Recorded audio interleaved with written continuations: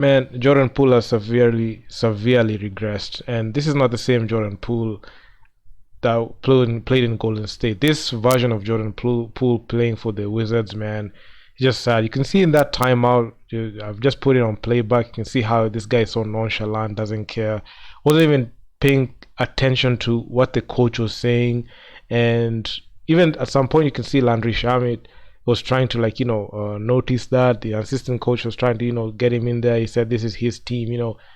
I mean, it's just the delusion that this guy had, and this guy, he played in the G League. He got drafted by the Golden State Warriors. At some point, you could see this guy.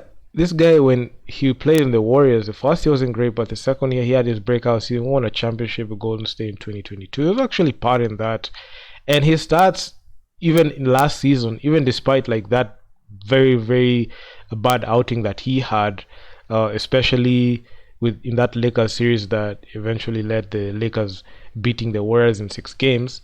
I was actually observing this guy, and he came down with a lot of criticism based on like his mentality and his style of play. He looked like he gave up on plays.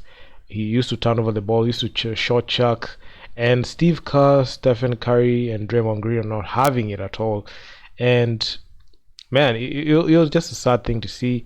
And he then got dealt. He got dealt to the Washington Wizards, and in turn, the Warriors got Chris Paul, a much older Chris Paul. And in Jordan Poole's time with the Washington Wizards, it's just been atrocious. As you can see on the screen, I said let me just put his stats on, and I made sure to put everything, even with the games that he played, and you could see even the number of minutes that he had. And given the fact that the Wizards were a rebuilding team, he was supposed to be that guy to come in and be able to at least be that borderline all-star player that the Washington Wizards need for that rebuild. And this man so far has not been that guy to show that he wants to be that leader. He, in his head, he thinks that he is the leader, but his output on the court has been atrocious. Despite even being an NBA champion, putting up those monster stars, this guy is only 24 years old,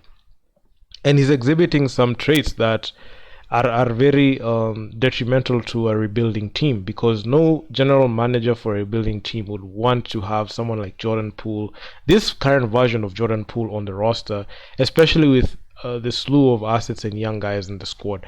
So given those situations, I just made sure to get that out of the way. You could see the first game against Indiana, that was a loss. It was actually a very embarrassing loss by 20 points.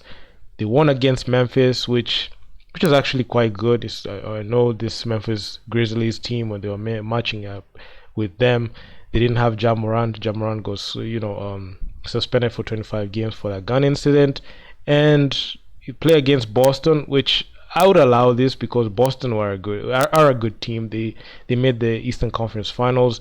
That loss to Atlanta was just unacceptable, but I know Trae Young was there. He dropped that, and you could see an amount of minutes that this guy is being given by the team, and given like the responsibility that this guy has been given, especially to carry the load, and the shots that this guy is taking. You could see in that Indiana game, he won 7 of 18, 8 of 23 in that Memphis win. Even this, and he played 36 minutes. So you could see this dude has been given so much leeway, and he's been given the green light to be able to shoot the ball, but you could see how wasteful he is with that opportunity. With the time he was in Golden State, he had the fewest shot attempts and the fewest minutes for a young guy on the squad, and he had very good productivity. But this time he's been given all that reign to be able to operate, but still this dude just lays an egg, and he just doesn't care. You could see 8 of 23, 5 of 11 that Boston loss, 5 of 13 in Atlanta, 8 of 14 in that Miami game. So you could see he didn't take a lot of shots, but they lost, and you could see like the minutes that he's given. Even that Philadelphia 76ers loss, which was very embarrassing, 146, 128. I saw this and I was cringing. It's just like the Indiana Pacers lost. It was just sad, and it happened in an in-season tournament, which they played Miami, Philly, and Charlotte. So in that Charlotte game, unacceptable at all. And looking at even the Charlotte, they played Charlotte again. At least they won. At least they won the first time they played against Charlotte, but they lost again. And that time he played 31 minutes. He's been playing north of, like, in the previous 4 games before, like, the loss they had yesterday with the New York Knicks. That's today morning. He was playing north of like 30 plus minutes. So you could see this dude he has not been that guy. Like, I feel like the Washington Wizards front office are just down bad at this point, and this man has shown that he doesn't care. This man does not care. Like in that New York Knicks loss that I saw this morning, and it was just sad. 2 of 11 shooting, 18% from the field, 0 for 6 from deep. And this is the guy that doesn't even pay attention to the timeouts. So you could see how delusional this guy is, especially on that video. I just put that because it just encapsulates like who this person really is. And it's just sad because there are guys who, when they get that an opportunity, they just make sure to ball out. When a guy gets like a shot at being able to play at that level, and having the coaching staff give him like the license to operate and making him his team and being the leader of a rebuilding team, majority of the young guys who get that opportunity, they make sure to utilize it well. This guy is just throwing it away. He felt like, I feel like he felt like he was at the shadow of, Stephen Curry and that Warriors dynasty. Now he's been traded. He won a championship with Golden State. He's been traded here, and now he looks like he's just throwing it away. And there's a high likelihood that if this guy carries on like this, his contract might be bought out and he might be out of the league if he carries on like this, because he's on that $120 million deal. I know that's a lot of money, but if this dude like just continues like having such horrendous performances like this, a buyout might be looming and he might be hopping around team to team, and he might not even be able to finish that contract. He's just going to be like, a team is just going to acquire him. They're just going to stretch out his contract, pay him like some money there, and he's going to have like the burden of looking for a team in free agency to be able to sign him. And given like the record that this guy has had, especially looking at how he's been playing and his output recently in the NBA, it's a "what have you done for me lately" thing.